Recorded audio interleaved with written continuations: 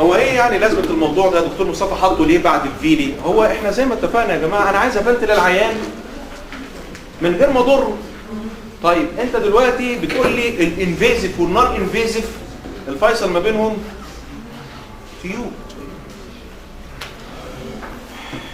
يعني طخه ما تموتوش. ايوه كلمه الدكتور محمد الشهير. احنا هنتكلم على في جايد لاينز جديده. انا مش مهم عندي طبعا، انا الحمد لله مديكم برنت اوت محترم وفي كلام اب تو ديت وجميل جدا، عايز هايلايت عليه بسرعه واسيبك انت مع نفسك بقى ايه تقراه على مهلك. بس انا هلفت نظرك لكام حته مهمه تطلع في البراكتس تغير البريسكريبشن بتاعتك. خلاص؟ مفيش نمونيا من غير تشست اكس راي. يقول لك انا رحت كشفت عند دكتور الاطفال وقال لي الواد عنده التهاب رئوي، عملت اشعه لا، يبقى دي لا مؤاخذه اسمها تشست انفكشن او لور ريسبيراتوري تراكت انفكشن او برونكايتس until proved otherwise. There is no pneumonia without dense radiologic vesicles in chest X-ray. خلاص؟ أنا هجري بقى على قد ما أقدر. أنا صورت لكم الأسد وهو بياكل العجل، صح؟ دي بقى مين؟ ده اللي بيخطف العيانين من الرعايات، مش الفنتليتور. النمونيا هي اللي بتطير العيان بدري بدري. خلاص؟ ليه بقى الكلام دوت؟ هقول لك أنا. احنا على فكرة يقول لك العيان مات من هبوط حاد بالدورة الدموية. يا سلام. بتاع النمونيا هبوط حاد في الدورة الدموية، وبتاع البايلونيفرايتس هبوط حاد في الدورة الدموية، وبتاع الليفر هبوط حاد. يا جماعة النمونيا والسيبسيس اندر استيميتد. انفكشن مش كله موت والسلام. لازم بقى لازم يعقد الامور، يقول لك مش عارف مين وايه. انا بقول لك الكلام ده مهم قوي، حرام. يقول لك اصل ده حياه العيان ما يروحش منك بسبب ان انت مش كواليفايد. ببقى زعلان قوي لما اعدي على عيان على فنتليتور والاقيهم كاتبين له اوجمنتد. ايه الاوجمنتد ده بيغطي؟ يقول لي بيغطيني.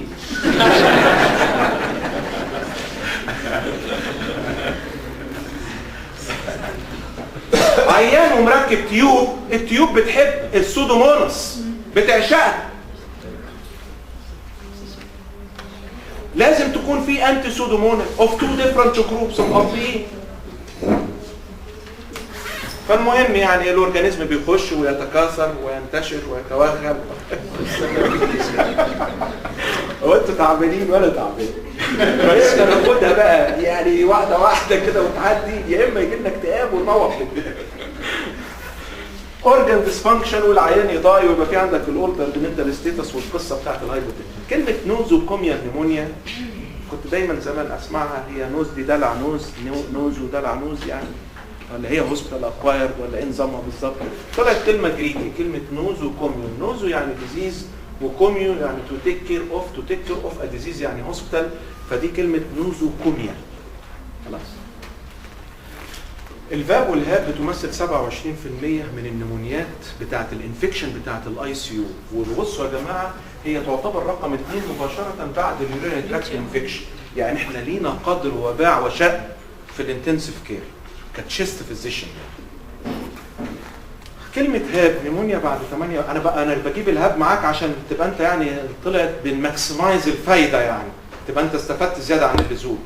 الهاب بعد 48 ساعه من دخول المستشفى، قبل كده يبقى اسمها سيفير كاب وستيل بريزيرفنج الكوميونتي فلورا والستريبت رقم 1. الفاب بعد 48 ساعه اوف اندوتراكيال انتيوبيشن نوت فنتيليشن، سو ات از كولد تيوب اسوشيتد نيمونيا، لان النيمونيا بتحصل بسبب التيوب وليس بسبب الفنتيليشن. وقال لك خروجا من دائره الخلاف سميها زي ما الدكتور مصطفى حب يسميها كده فنتيليشن اسوشيتد نيمونيا، مش فنتيليتور اسوشيتد نيمونيا، لا فنتيليشن. طيب ليه انت عمال بتكلمني عليه؟ اقول لك دي خاربه بين امريكا واوروبا. $40,000 للعيان الواحد لو ما تشخصش زي الناس، والمورتاليتي عاليه جدا من 25 ل 50. بس الحمد لله يعني من النوع اللي انت لو اتشخصت بدري وعالجت بدري وعالجت صح يجيب نتيجه. سيبك من الحته بتاع الريسك فاكتور فور ام دي ار دي هشرحها لك قريب. الاتش كاب او الهيلث كير اسوشيتد نيمونيا عفى عليها الزمان، كانوا بيقولوا ده العيان اللي قلب بيته مستشفى، خلص الكلام. الانسنس اوف ام دي ار والمورتاليتي كانوا عاليين، خلص الكلام ده طلع غلط. من 2005 ل 2017 2016 واحنا عمالين بنعالج غلط. كان بيقول لك ليه العيانين دول بنحطهم ان كونسيدريشن؟ قال لك لان الانسنس بتاع الام دي ار كان عالي والمورتاليتي عاليه وتبتدي بكومباينيشن ثيرابي فروم ذا ستارت. قال لك لا، احنا هنريكلاسيفاي الكلام ده، احنا هنعتبر اتش كاب ترجع تاني لبيتها وتبقى سب ديفيجن من الايه؟ من الكاب، سب تايب من الكاب. وبنقول باي باي الاتش كاب، نو مورتاليتي، نو مالتي دراج ريزيستنس. ومين اللي سايق دلوقتي؟ الهاب والفاب. حاولوا تركزوا على قد ما تقدروا. عيان هنحط السيخ المحمي في بقه. خد بالك، عايز الفت نظرك لحاجه، انت ركبت تيوب يبقى منعت العيان انه يكح، ومنعت العيان انه يبلع ريقه. يبقى ما بيكحش، يبقى يتشفط ويبلع ريقه، يبقى في حاجه اسمها كاس، continuous subglottic aspiration او continuous aspiration of subglottic secretion. كاس وداير يعني، ماشي؟ كاس. طيب الميكانيكال فنتيليشن الاسوشيشن بتاعه في النمونيا عالي ازاي؟ مجرد بس تحط فنتيليتور النمونيا بتاعتك تزيد والانفكشن يزيد. الباثوجين رقم 1 رقم 2 رقم 3 رقم 10 سودوموناس. والسودوموناس عايزك تحفظ عنها انها بتعشق اي عيان كان بياخد انتي بيوتيك قبل كده او على كونكوميتنت كورتيكوستيرويد او سيفيرلي ال او مال نارش او عنده كرونيك ستراكشرال تشيست ديزيز زي البرونكيتس والسيستيك فايبروز او اي عيان انتيوبيتد وميكانيكال فنتيليشن. يبقى لازم تكفر امبيريكال بالدراع بعد ما تكون سمعت الكالتشر والسنسيتيفيتي. الكلام بقى السورس بتاعك يا من جوه يا من بره ويديك المنطق.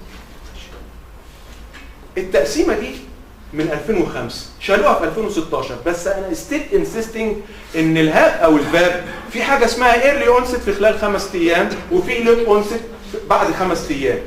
هنا الانسنس بتاعي مونو سنسيتيف والدراج بيبقى حلو وجميل والبروجنوزس جميله، وهنا بيبقى فيري باد. لو سمحت ايرلي اونست هاب غير الليت اونست هاب، تبقى فاكر دي كويس قوي. ده الجايد لاينز اللي هنتكلم عليها بسرعه كده. عايزه تقول ايه الجايد لاينز دي؟ بص بقى ركز معايا كده وانسى السلايدز دي عشان اقلبها. الجايد لاينز اتكلمت على الدايجنوزس والبريفنشن والتريتمنت. كام حاجه؟ 3. الدايجنوزس اتكلموا فيهم عن حاجتين. الحاجه الاولى تعمل انفيزيف سامبلنج ببرونكوسكوب وتاخد عينه وكالتشر وسنسيتيفيتي، ولا تاخدها جدعانه كده من السكريشنز بتاع الاندوتراكيال تيوب؟ ده اول سؤال. تاني سؤال، تعمل سي رياكتيف بروتين وبرو كالسيتونين وحاجه اسمها اس تريم وحاجه اسمها كلينيكال بالمونري انفكشنز سكور، ولا تعتمد على الكلينيكال كرايتيريا الون؟ كم سؤال دول؟ 2. خلاص؟ ما انا كده لازم هشد انتباهك باي طريقه. اول حاجه قال لك there is no need ان انت تعمل اي انفيسيف بروسيدورز وتكتفي بالتراكيال اسبريت. سهله؟ سهله. طب ولو فرض وعملت انفيزيف تلتزم بالكالتشر والسنسيتيفيتي اللي طالعه لك. طلعت مفيش توقف الانتي بايوتيك، طلع فيه تروح للانتي بايوتيك اللي طالع في الكالتشر. سهله؟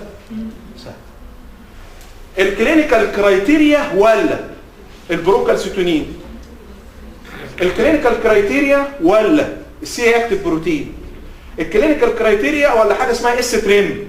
الكلينيكال كرايتيريا ولا الكلينيكال بالمونري انفكشنز سكور؟ قال لك كل دول ولا ليهم لازمه، الكلينيكال كرايتيريا الون. طب وايه الكلينيكال كرايتيريا؟ فيفر وكوف واكسبكتوريشن وليوكوسايتوزس وتشيست اكس راي انفلتريتس جميل وهايبوكسيميا، ولو على فنتليتور انكريز الورك اوف بريسنج وتكب. حلو كده؟ بس في كلمتين بقى حلوين. يقول لك البروكالسيتونين مش مهم في الانيشيشن لكن مهم في الديسكونتينيويشن. والسي ار بي مش مهم لكن مهم لو هتحط ستيرويدز. لو لقيته عالي الاستيرويدز هتفيد. يبقى انا كده خلصت تلت المحاضره. بص بقى معايا كده على السلايدز دي. ادي اول سؤال بيقول لك تعمل انفيزيف ولا ما تعملش؟ الاجابه ما تعملش. استاذ مصطفى ممكن ترجعني تاني؟ ده الانفيزيف اهو زي ما حضراتكم عارفين، والبروتكتد سبيسمن براش ويخش ويطلع وندول انكستر وكلام من ده اهو. قال لك نون انفيزيف سامبلينج ماله؟ والسيمي كوانتيتيف كالتشر راذر ذان انفيزيف. ما تعملش انفيزيف. 1. تاني سؤال، لو فرض وعملت انفيزيف تلتزم بيها ولا تطلع عيل؟ تلتزم بيها اهو. الانتي بايوتكس شود بي وذ هيل، ولو ما طلعش في حاجه وقف الانتي بايوتيك، لو طلع امشي اكوردنج للكالتشر. نعم. معلش حضرتك يعني التراكيال اسبريشن هي بروتكتيف دي It is not protected. دي سيمي كوانتيتيف طالعه من السكريشنز. مش محتاجين نعمل انفيزيف لان وجدوا ان المورتاليتي ما فرقتش والتشينج اوف دايركشنز في التريتمنت ما فرقتش. فقال لك يبقى ما تروحش بقى وتكلف العيان ومنظار وقسطره داخليه وقسطره خارجيه. مش مهم. تايم كونسيومينج كده. تايم وفلوس. هناك بيعبدوا المال. اللي ملوش لازمه ما تعملوش. ده صح. خلاص كده يبقى الانتي بايوتكس هتتوقف. In patient with suspected HAP او VAP should be treated according to culture. according للculture. يبقى دول اول حاجتين على الانفستيجيشن يا جماعه. اعمل انفيزيف ولا نون انفيزيف؟ وتاني سؤال اعتمد على مين؟ البايو ماركرز، البي سي تي، بروكالستونين، الاس تريم والسي ار بي والسي اي بي. خش عليهم بقى على طول. ده الكلينيكال كرايتيريا. هشخص نيمونيا بايه؟ هتشخصها بالكلينيكال فيفر وكونسوليديشن وليكوسايتوس وليكوبينيا وبتاع ونيو تشيست اكس راي انفلترز والقصه انا كاتبهم لكم. الدايجنوز بتاع النيمونيا ده الكلينيكال المعترف به في تشخيص النيمونيا وليس البروكالسيتونين اللي احنا قلنا هنروح له امتى؟ في الديسكونتينيويشن. برافو عليك. وليس السي ار بي. ادي البروكالستونين اهو مش هقول لك عليه فين. شوف بص بقى بيقول لك هم اعترضوا ليه على السي ار بي ده ولا البروكالستونين. بيقول لك وجدوا ان من 165 عيان انكوريكت دايجنوزس ما عندهمش الهاك، كانوا مشخصينهم ان هم هاك. طب ده السنسيتيفيتي بتاعته اهو. وكمان 85 عيان انكوريكت دايجنوز هافينج هاك. يبقى الحته دي اللي مهمه. مش بيريكومند لكن بيريكومند فور ديسكونتينيويشن. شكرا. الاس تريم اسمه سوليبل تريجرنج ريسبتور اكسبريسد على المايلويد سيلز بتاعت الانفكشن يعني النيوتروفيلز والليمفوسايتس. تقيسها تلاقيها عاليه يبقى ده انفكشن، تلاقيها واطيه يبقى مش انفكشن. نعمله؟ قال لك لا ما تعملوش. خلاص. يوزنج الكلينيكال كرايتيريا قالوا اللي وراه السي ار بي نعمله؟ قال لك لا ما تعملوش، لكن لو هتستفاد بيه تدي ستيرويدز. اللي بعديه اعمل الكلينيكال كرايتيريا ولا اعتمد على الكلينيكال بالمونري انفكشن سكور؟ لا الكلينيكال كرايتيريا بس. يبقى انا كده خلصت اول جزئيه. سهله؟ نعم. حضرتك قلت لو عملنا انفيزيف وعملنا كاشر سيرت ملزمين ان احنا نغير الانتي. صح. طب افرض العيان كان ريسبوند فيفر كل حاجه بالانتي. دونت ستوب سكسسفول تريتمنت. ماشي؟ بس احنا عايزين نحلل القرشينات. الراجل دفع منظار ليه على السي ار بي؟ هقول لك السي ار بي ماركر اوف انفلاميشن، فلو كان عالي يبقى في عندي بجوار الانفكشن انفلاميشن، والانفلاميشن هو المسؤول عن واتس كولد سوفا سيكوينشال اورجان فيلير. سيكوينشال اورجان فيلير لما بيدوا ستيرويدز الاورجان فيلير الانسنس بتاعه بيقل والمورتاليتي بتتصلح. وده البريسكريبشن اللي انا عايز حضرتك تغيره بعد ما تخرج من عندي. ميجا دوز اوف فيتامين سي بلس هيدروكورتيزون بلس ثيامين، والثلاثه بيتاخدوا باي انجكشن. وهنقولها دلوقتي بس ما تقلقوش. بس ادوني فرصه اخلص عشان الوقت يسعفنا.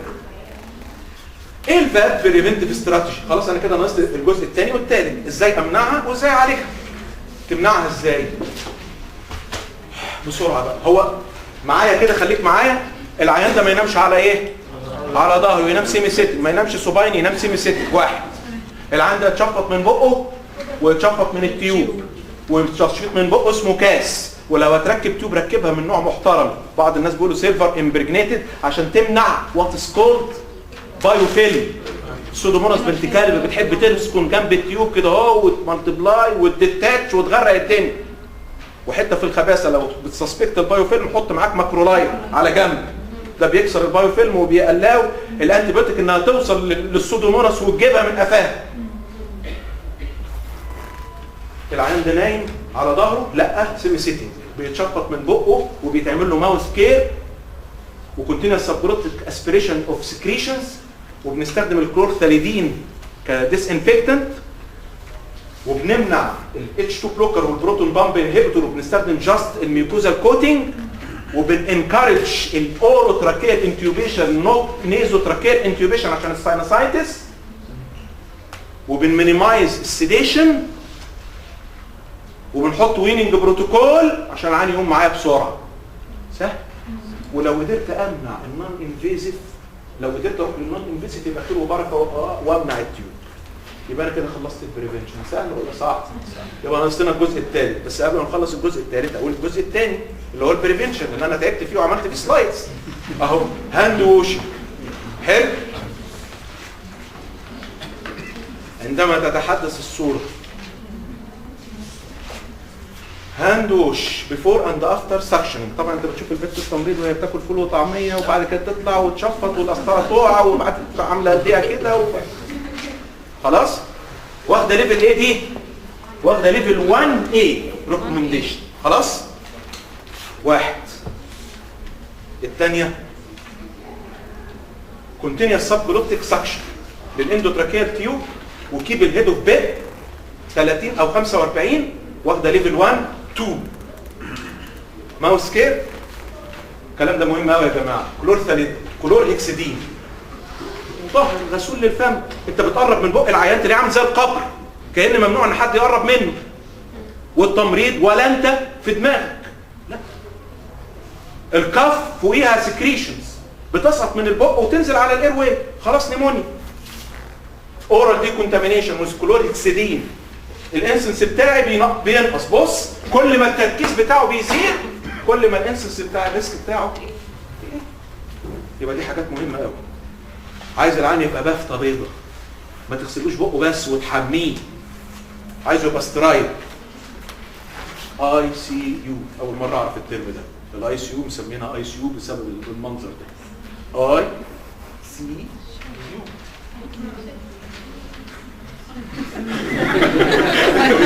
فصلت خالص الحمد لله. طيب ده مش زي بالظبط ايه النعاش.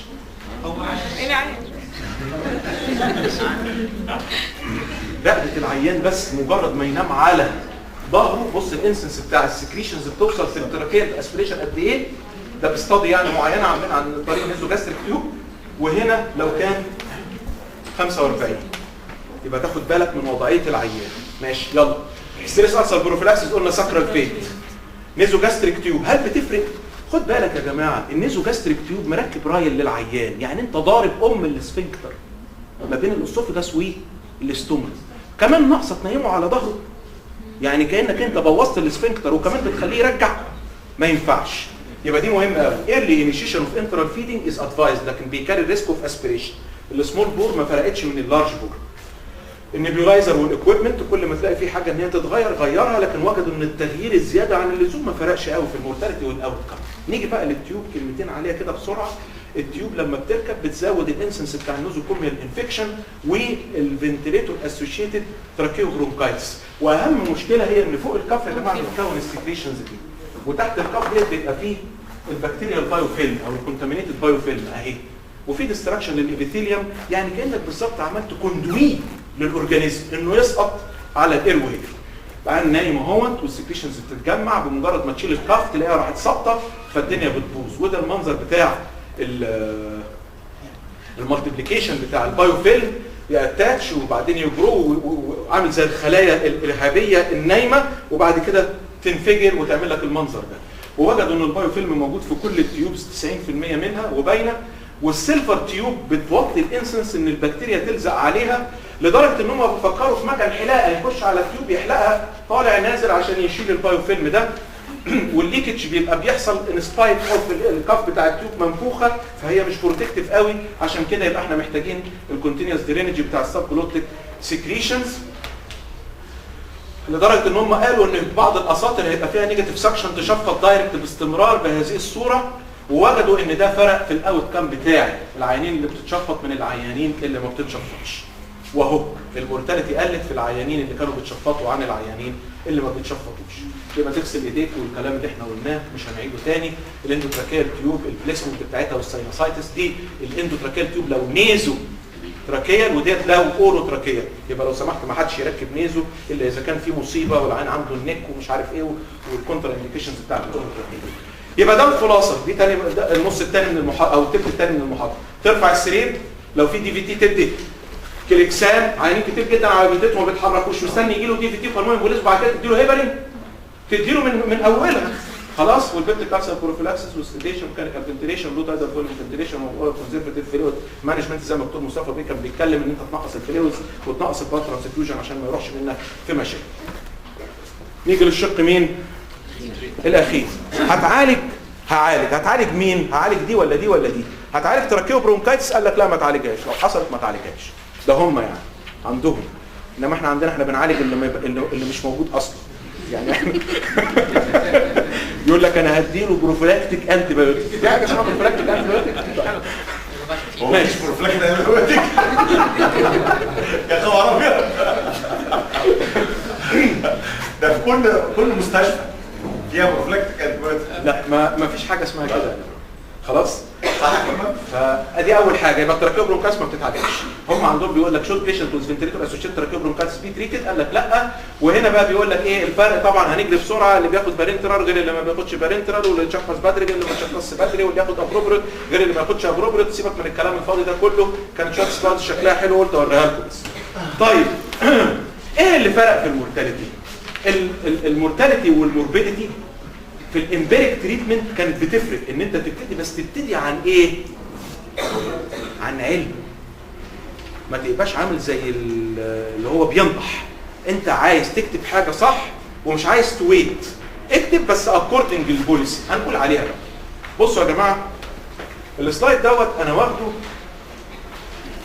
سكرين شوت كده من محاضره كانت اونلاين. بيقول لك اول حاجه لما يجي لك عيان بهذه الصوره حط معاه فيتامين سي وثيامين وايه وهيدروكورتيزون. تمام؟ وهقول لك ليه. الهيدروكورتيزون وفيتامين سي والثيامين فور تريتمنت اوف سيبسيس اند ادجنكتيف فور هاب وفاب. وجدوا ان في السيبسيس في رياكتيف اوكسجين سبيسيس بتطلع من النيوتروفيل وبتاذي الجسم ب 100 طريقه مش مهم عندي. فيتامين سي بيعمل ايه؟ الهيدروكورتيزون وفيتامين سي بيأكت سينرجستيكالي كانتي اوكسيدنت. طب بتحط معاهم ليه الثيامين؟ لان الثيامين بيمنع ان فيتامين سي يتحول لاوكزاليت ويقفل لك الكدني. شكرا. يبقى انا عايز منك 3 كلمات بس. الكومباينيشن الثلاثي ده فرق في ايه؟ فرق في ان المورتاليتي بص انترال هنا بيقول لك تدي سيستميك اورال ولا انجكشن؟ ادي فيتامين سي انجكشن لان الاورال ما فرقش. 1 2 الاورجن فيلير اسسمنت وجدوا ان العيانين اللي خدوا الكومباينيشن ده اللي فيه هيدروكورتيزون وثيامين وفيتامين سي بالميجا دوز وجدوا ان المورتاليتي فيهم قلت. طب ده كويس جدا. 3 الهوسبيتال ادميشنز والاورجن فيلير اسسمنت فيهم كانت كويسه حلوه.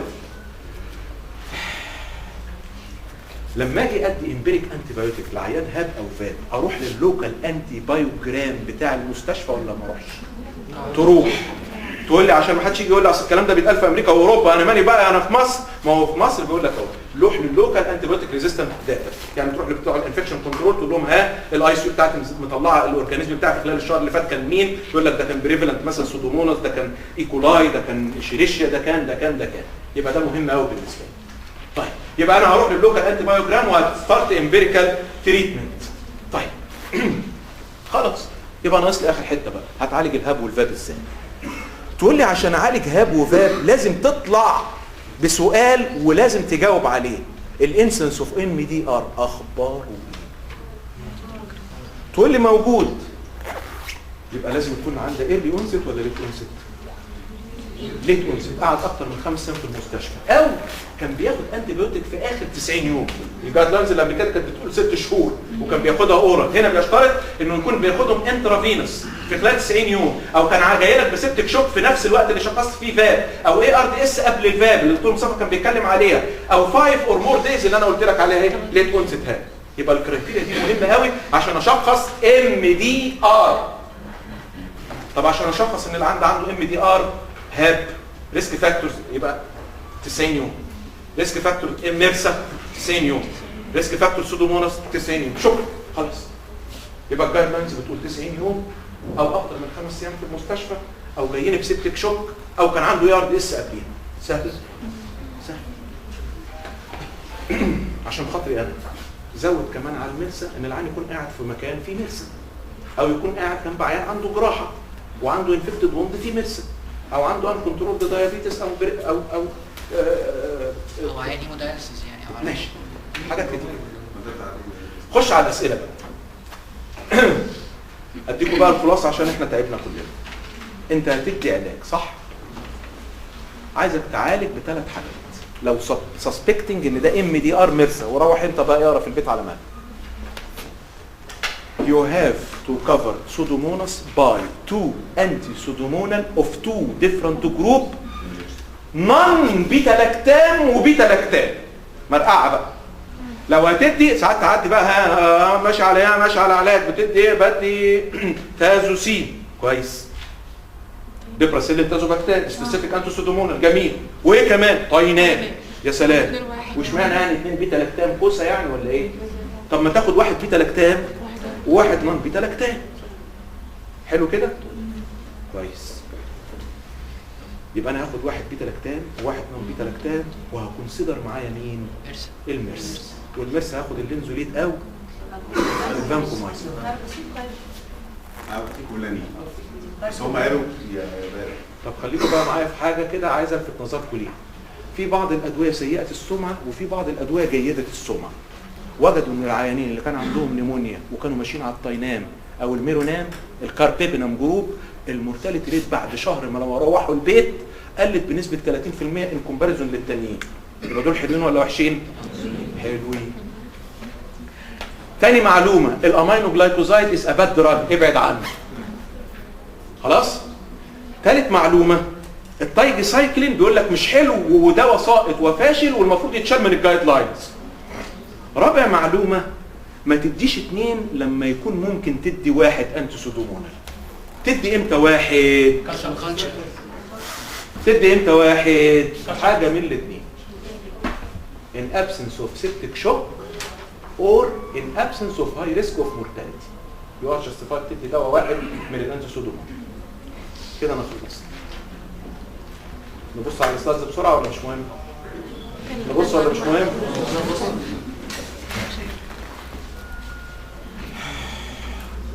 دي الجنوز. طبعا كل الادويه يقول لك طويل العمر ومطول عصره ويطول عمره ومضاد يغطي كل حاجه طب انا هختار مين؟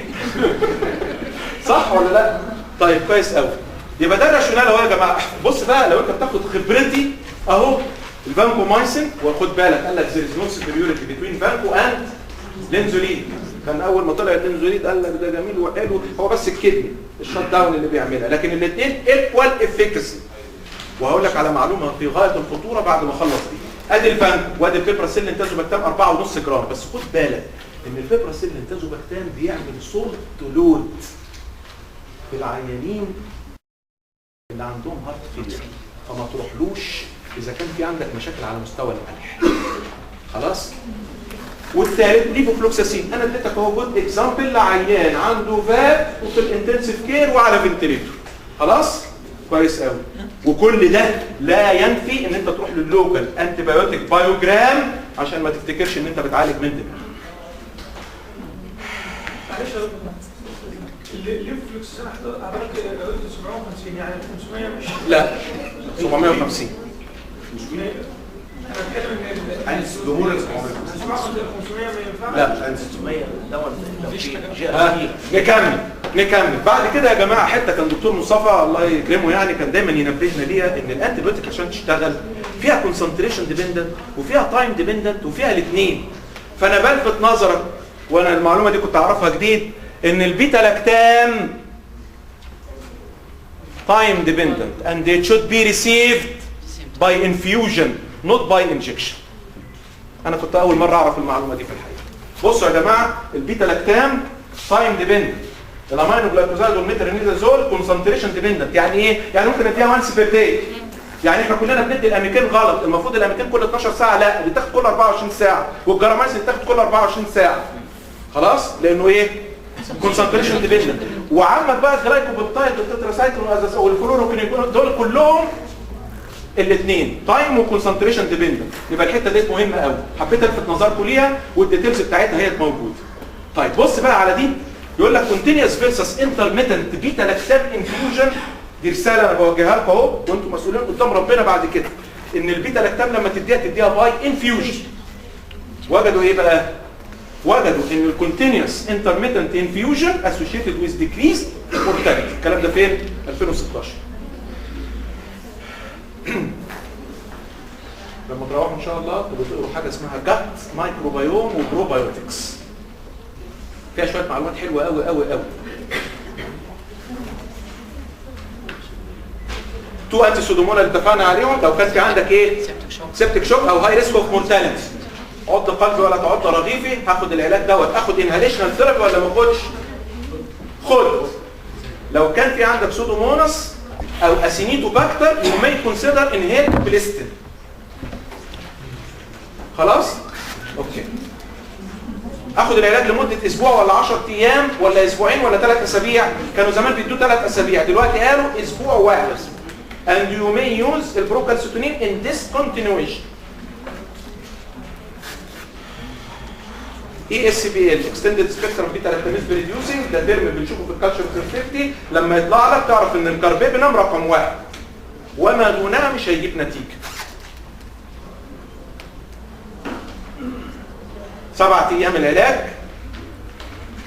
discontinuation ممكن يبقى جايدد بالبي سي تي بروكالسيتونين.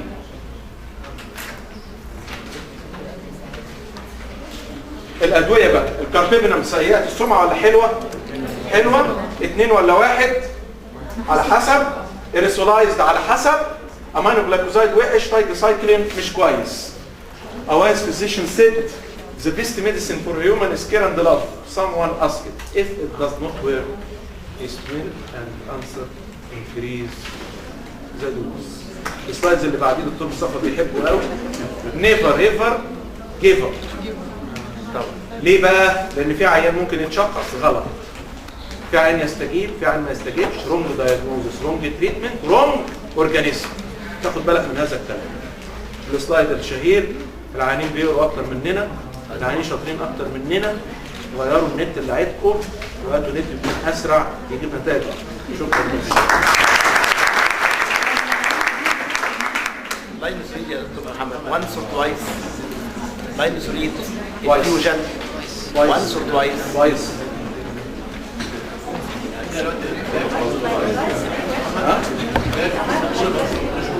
ليه؟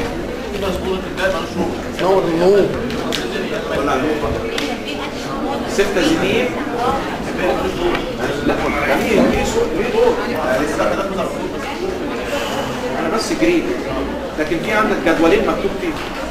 محمد احنا دلوقتي يا جماعه عندنا غدا، وبعدين بعد كده في فنتيتورز موجوده. هتحبوا